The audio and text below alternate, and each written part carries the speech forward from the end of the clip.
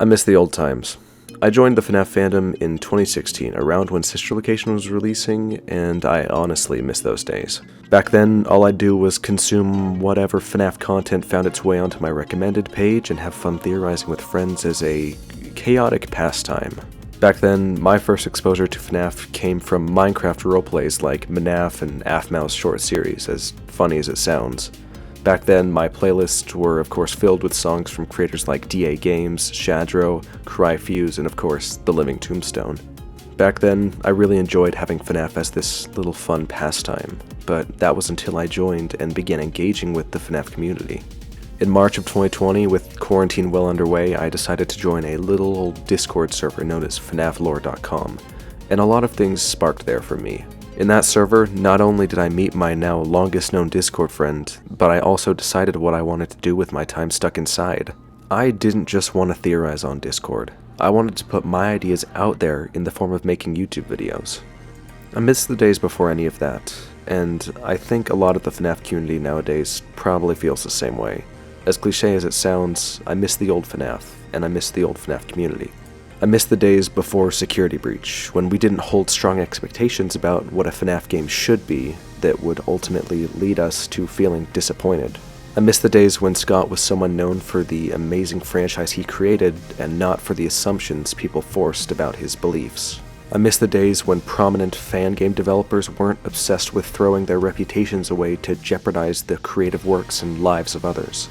I miss the days before up-and-coming FNaF YouTubers would find their way onto the scene by using not-so-subtly deceptive tactics. And I miss the days before I could have ever conceived the idea of wiping out an individual's entire Discord server just because I thought they deserved it. I guess that's what admin power will do to you, but I'll be leaving soon. Leaking Theft King DMs was fun while it lasted, but I'd rather jump ship now than go down with it. I think this sentiment has been best captured by This Comes From Inside by The Living Tombstone, which symbolically showed an inside perspective as to really what this community has become.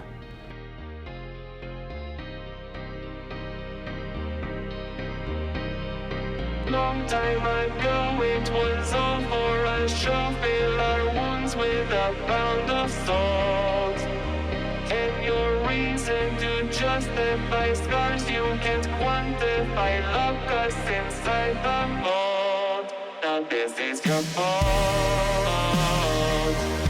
Everything is a problem.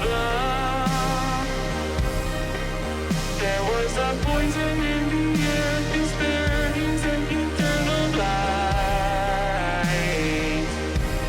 You're losing it all. You've been blinded by stardom. You think that you're alone, but we are waiting for you every night. You're mine. At this point, a lot of people may feel nostalgic about the old days of Five Nights at Freddy's, those days that we know we can't get back.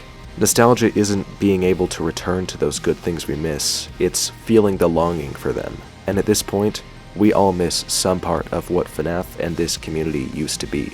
Just like Scott said, the FNaF community is undoubtedly the most creative and talented fanbase on the planet, but these days it really doesn't feel like that.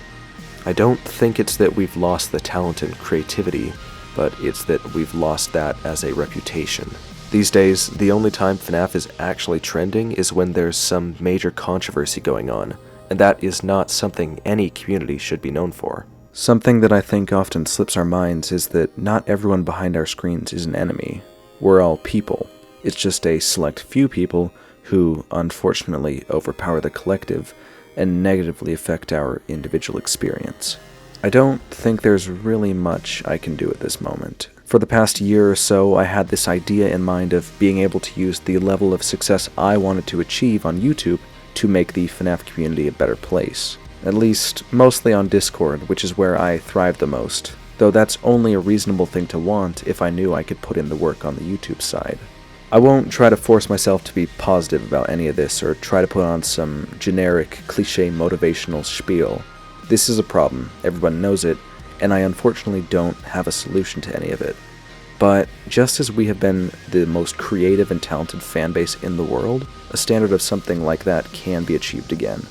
This is all to say, just take a look at where you are and what you're doing in the FNaF community. Think things over thoroughly, especially considering that's something that most of us have forgotten to do. If there's a change you think you can make, then do it, or at least try. Thank you everyone for watching. I've never been good at ending things, but in this case, I don't think this is something that's going to end.